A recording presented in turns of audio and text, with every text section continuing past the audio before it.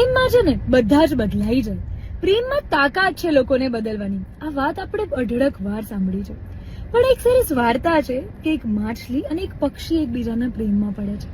એ પક્ષી જે ઊંચા આકાશે ઉડે છે, જેની પાંખોથી એ વાદળાને અડે છે, એ લાવે છે એના જીવનમાં ઠેરાવ, થોડો શાંતિનો અનુભવ અને થોડી સ્પીડ ઓછી કરે છે. એ માછલી જે મધદરિયે રહે છે, જે દરિયાના ઊંડા ખૂણામાં રહે છે, એ થોડો કમ્ફર્ટ ઝોન તોડીને ઉપરના સરફેસ પર આવે છે. ક્યાંક ને ક્યાંક એના પ્રેમીને જોવાની આકાંક્ષા હોય છે બંનેને, એટલે બંને પોતપોતામાં થોડોક ચેન્જ લાવે છે. અને મધદરિયેથી દૂર, દરિયાકાંઠાથી દૂર એ લોકો વચ્ચે પોતાના એક પ્રેમનું ઘર બનાવે છે. એ ઘર કે જેમાં એ બંને એકબીજાને જોઈ શકે. અને આવું જ તો કંઈક પ્રેમનું છે ને સાચેમાં. બે અલગ વ્યક્તિત્વ, ટોટલી અપોઝિટ નેચર વાળા વ્યક્તિઓ એકબીજા સાથે એ પ્રેમનું ઘર શરૂ કરે છે.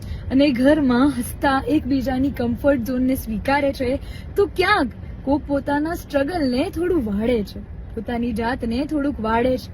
અને એવી જ રીતે આ પ્રેમ બે વ્યક્તિઓને એકબીજા માટે બદલીને એક સરસ મજાનું ઘર બનાવીને સાથે રાખે છે.